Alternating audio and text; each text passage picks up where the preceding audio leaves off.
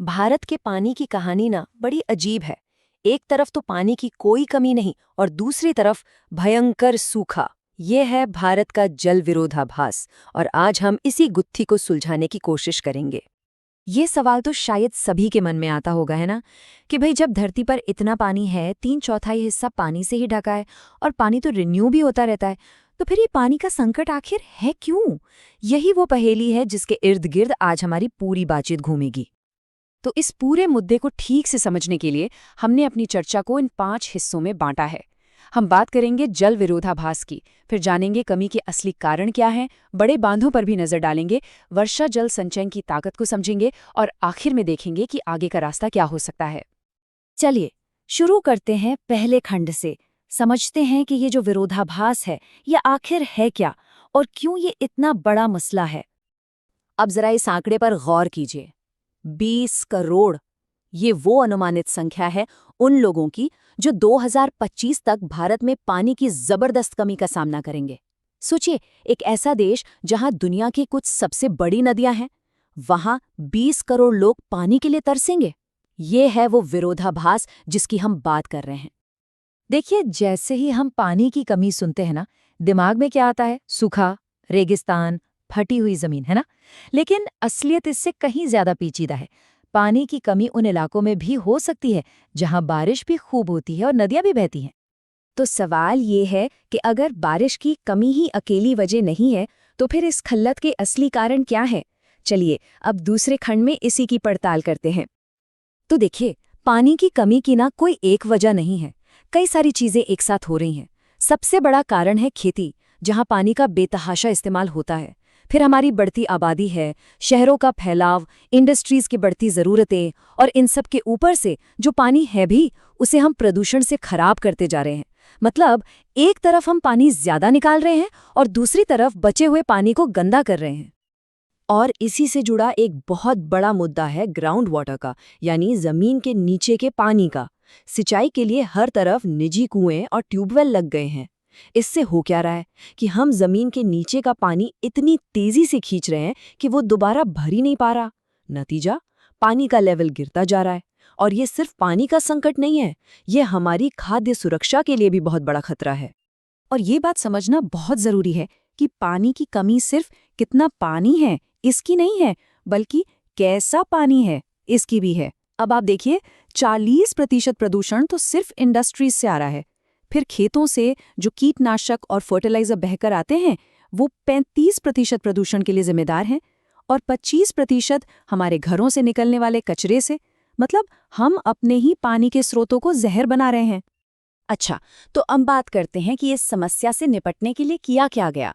आज़ादी के बाद भारत ने एक बहुत बड़ा और महत्वाकांक्षी कदम उठाया, और वो था बड़े बड़े बांध बनाना। इन्हें मल्टीपर्पज रिवर वैली प्रोजेक्ट्स कहा गया। उस वक्त के प्रधानमंत्री जवाहरलाल नेहरू ने इन्हें आधुनिक भारत के मंदिर कहा था। और ये सिर्फ एक जुमला नहीं था, इसके पीछे एक सोच थी कि ये बांध सिर्फ पानी या बिजली नहीं देंगे, बल्कि ये देश को तरक्की और खुशहाली के रास्ते पर ले जाएंगे। लेकिन जैसा कि हर बड़ी चीज के साथ होता है, इन बांधों के भी दो पहलू थे। एक तरफ तो फायदे ही फायदे थे, सिंचाई के लिए पानी, बिजली, बाढ़ पर कंट्रोल, इंडस्ट्रीज को पानी और भी बहुत कुछ। पर दूसरी तरफ इसकी एक बड़ी कीमत भी चुकानी पड़ी। नदियों का नेचुरल फ्लो रुक गया, लाखों लोगों को अपनी जमीन घर छोड़ना पड़ा, पानी में रहने वाले जीव जंतुओं का घर उजड़ गया, और तो और राज्यों के बीच पानी को लेकर झगड़े शुरू हो गए। कृष्णा गोदावरी विवाद इसका एक जीता जागता उदाहरण है। एक बांध बना और नीचे के राज्यों तक पानी का बहाव कम हो गया। नतीजा, उनकी खेती और इंडस्ट्रीज पर असर पड़ा, और फिर शुरू हुआ एक लंबा विवाद जो आज तक कहीं ना कहीं सुलग रहा है। तो जब बड़े बांधों की ये सब मुश्किलें सामने आईं, तो लोगों ने एक दूसरे रास्ते के बारे में सोचना शुरू किया। एक ऐसा रास्ता जो नया नहीं, बल्कि सदियों पुराना था। और वो था वर्षा जल संचयन, यानी बारिश के पानी को बचाने का हमारा पारंपरिक ज्ञान। आपको जानकर हैरानी होगी कि भारत में पानी को सहेजना कोई आज की बात नहीं है, ये हमारे खून में है। पहली सदी ईसा पूर्व में इलाहाबाद के पास पानी जमा करने के बेहतरीन सिस्टम थे। मौर्य साम्राज्य के समय से ही बांध और झीलें बनती आ रही हैं। 11वीं सदी की भोपाल झील हो, ये 14वीं सदी का दिल्ली का हौज खास, हमारा इतिहास ऐसी मिसालों से भरा पड़ा है।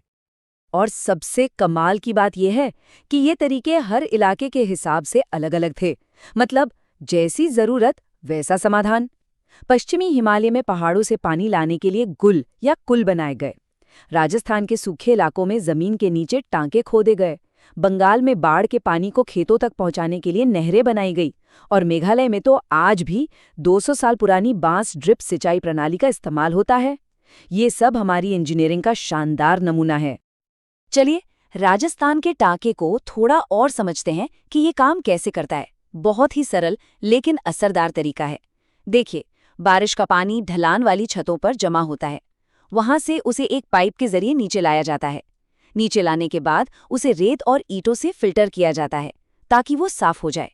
और फिर इस साफ पानी को जमीन के नीचे बने एक बड़े से टैंक में स्टोर कर लिया जाता है। इस पानी को पालर पानी कहते हैं और ये साल भर पीने के काम आता है। अब एक और मजेदार विरोधाभास देखिए। मेघालय का शिलोंग, ये शहर दुनिया की सबसे ज्यादा बारिश वाली जगह चेरापूंजी से सिर्फ 55 किलोमीटर दूर है। लेकिन फिर भी शिलोंग में पानी की भारी किल्लत रहती है। इससे एक बात तो साफ है, सिर्फ बारिश का होना काफी नहीं है। उस बारिश के पानी को सहेजना, उसे बचाना कहीं ज्यादा जरूरी है।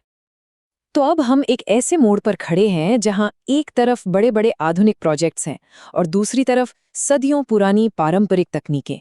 सवाल ये है कि आगे का रास्ता क्या हो, कैसे इन दोनों को साथ लेकर चला जाए। इस दिशा में सरकारें भी अब काम कर रही हैं। जैसे जल जीवन मिशन चलाया जा रहा है, जिसका मकसद है कि देश के हर ग्रामीण घर में नल से साफ पानी पहुंचे। फिर अटल भूजल योजना है, जो खास तौर पर उन इलाकों पर ध्यान दे रही है जहां जमीन के नीचे पानी का लेवल बहुत गिर गया है। और कुछ राज्य तो और भी आगे बढ़ गए हैं, जैसे तमिलनाडु। वहां हर घर के लिए छत पर रेन वाटर हार्वेस्टिंग सिस्टम बनाना कंपल्सरी है, यानी जरूरी है। तो आखिर में सवाल यही बचता है, क्या भविष्य का समाधान किसी एक चीज में है?